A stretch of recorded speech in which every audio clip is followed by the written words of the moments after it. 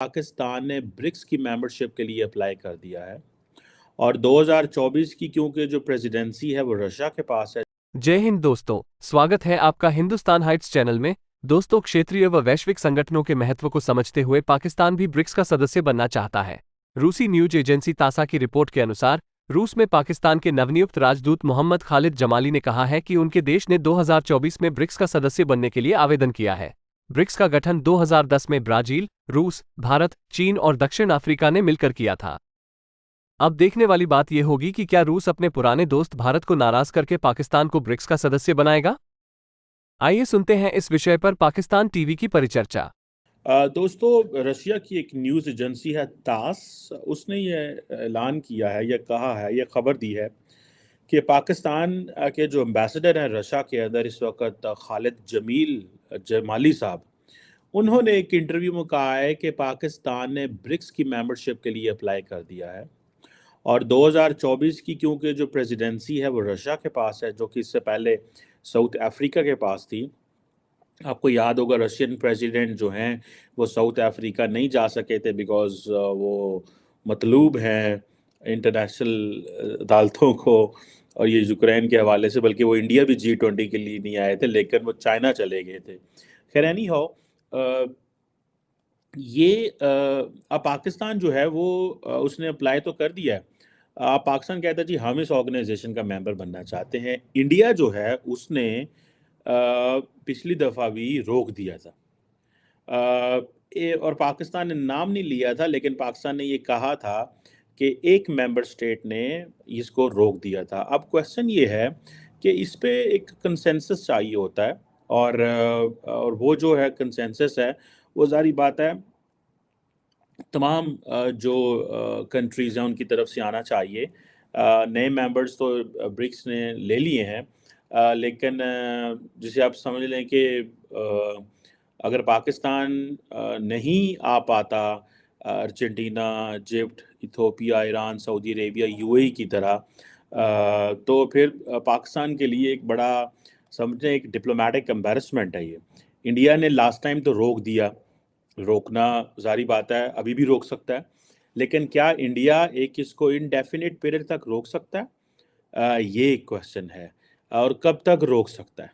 और फिर इसमें ये भी है कि और जो बहुत सारे ममालिक होते हैं उनकी अपनी भी इसमें होता है कि कल को इंडिया किसी मुल्क को सपोर्ट करना चाहता है तो चाइना ब्लॉक कर सकता है, या ऐसे भी हो सकता है। सो मुझे लगता है कि वर्चुअल उसका अपोजिशन का फ़ायदा उठा के इंडिया ने ब्लॉक तो कर लिया, लेकिन कब तक कर सकता है इंडिया? इंडिया अगर मज़ीद इसको ब्लॉक करता है और कहता है कि जी हाँ, हम नहीं चाहते कि पाकिस्तान बने, पाकिस्तान, और वो आपको पता है इंडिया की एक रेटरिक है, वो कहते हैं जी ये दहशतगर्दी को स्पॉन्सर करते हैं, वो कहते हैं जी ये जिसे कह रहे हैं ना कि एक मिलिटेंट ऑर्गेनाइजेशन को स्पॉन्सर करते हैं, ये क्रॉस बॉर्डर टेररिज्म में इन्वॉल्व हैं, ये चीज़ें हैं। सो पहले तो चाइना ने इसके ऊपर काफ़ी किया और उन्होंने और ममालिक को ऐड कर लिया, पर क्या चाइना इसको मज़ीद इसके ऊपर क्या कर सकता है? चाइना कितनी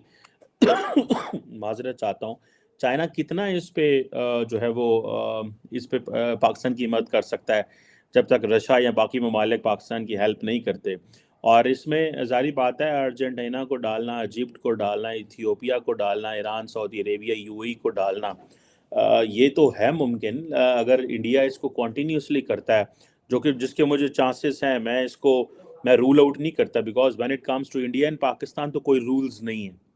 भारत पाकिस्तान के लिए कोई रूल्स नहीं रखता और पाकिस्तान भारत के लिए रूल्स नहीं रखता। लेकिन एक बात बताऊं, अमूमन मैंने सुना है कि यूएन के अंदर जब when there is a question of being a non-permanent member in the United Nations Security Council, both countries somehow have agreed that they will let each other to be the non-permanent member in the UNSC. तो अगर पाकिस्तान उसमें करता है, मेरा ख्याल है पाकिस्तान ने अगले 1-2 साल में Pakistan will be the non permanent member. इसी तरह इंडिया जो है तो वो ये बेसिकली एक डिप्लोमेटिक आप समझ लें इसको, रेसिप्रोसिटी के एंगल से समझ लें या जैसे भी समझ लें। एक तो प्रॉब्लम ये है कि पाकिस्तान के अंदर इंडिया की बहुत सारी वेबसाइट्स ब्लॉक हैं। हम जो है वो नहीं पढ़ सकते, بہت ساری میگزین اخباروں کو، دا پرنٹ کو نہیں پڑھ سکتے. ابھی میں دیکھ رہا تھا دا فرسٹ پوسٹ کو نہیں پڑھ سکتے. شاید پاکستان یہ سمجھتا ہے کہ یہ جو ادارے ہیں یہ بہت زیادہ پرو انڈین اسٹیبلشمنٹ کے لیے ہیں. لیکن بہت سارے ایسے نیوز پیپرز ہیں جو پاکستان میں جن کو ہم پڑھ سکتے ہیں اور ہمیں پتہ چل رہا ہوتا ہے کہ وہاں پہ کیا ہو رہا ہے. بٹ اینی ہو اتنی بڑی یہ جو برکس کی جو آپ کہہ لیں کہ یہ جو گروپنگ ہے، اتنا بڑا نمبر ہے کہ پاکستان اس سے باہر نہیں رہ سکتا. آپ دیکھیں نا کہ اگر برکس جو ہے فار ایگزامپل 41% گلوبل پاپولیشن ہے، پاکستان دنیا کا چھٹا بڑا ملک ہے، دنیا کی 24% GDP ہے، دنیا کی 16% ٹریڈ اس کے اندر ہے. تو اٹ مینس کہ یہ ایک بڑا نیٹ ورک ہے، بڑا گروپ ہے. پاکستان ویسے ہی ملٹی لیٹرل گروپنگ سے باہر ہے اور پاکستان کو کوئی منہ نہیں لگا رہا. میں آپ کو صحیح اور سیدھی کھری باتیں کر رہا ہوں. ہمارے پاکستان میں ایک لفظ بولا جاتا ہے اسٹریٹجک پیشنس. وہ جو اسٹریٹجک پیشنس ہے وہ بیسیکلی ایک بڑا جسے کہتے ہیں نا انگریزی جڑی بستی ہوندی ہے انہوں تے کور پانا سے لفظ انہوں اسٹریٹجک پیشنس ہے. اگر ہماری انسلٹ ہو رہی ہے تو ہم اس کے اگر لفظ استعمال کر دیں نا کہ we have to show strategic patience, یہ مطلب ہے ساری انگریزی بستی ہو رہی ہے تو پنجابی چڑھانا یہ مطلب کام خراب ہے تے اسی جناب وہ کر رہے ہیں. سو یہ جو کویسچن ہے یہ ایک بڑا امپورٹنٹ کویسچن ہے. ہمیں اس چیز کو دیکھنا یہ ہے کہ اگر فار ایگزامپل اگر انڈیا اس کو کنٹینیو کرتا ہے اور کہتا ہے جی کہ ٹھیک ہے ہم نہیں پاکستان کو آنے دیں، تو پاکستان کیا کرے گا؟ ہمیں ملٹی لیٹرل گروپنگز میں جانا ہے. ہماری ساری کی ساری جو فورن پالیسی ہے وہ اتنی زیادہ جسے آپ کہتے ہیں نا کمپرومائز ہو چکی ہوئی ہے. ہمارے بائی لیٹرل ریلیشنز اتنے زیادہ کمزور ہیں. ٹھیک ہے، میں ابھی دیکھ رہا تھا کہ ابھی کل پرسوں ہی جو کل میں I think if I am not wrong تو برکس کا ایک سیشن ہو رہا تھا جس میں ڈاکٹر جے شنکر جو ہیں وہ پرائم منسٹر مودی کو ریپرزینٹ کر رہے تھے. اور مزے کی بات یہ ہے کہ برکس نے کنڈیم کیا ہے اسرائیل کی وار آن غزہ کو. So it's unanimous decision. India کی اپنی ایک پوزیشن ہے لیکن سم ہاؤ برکس نے ایک پوزیشن لی ہے. So it means alternative institutional arrangements اس وقت دے آر آن پلیس.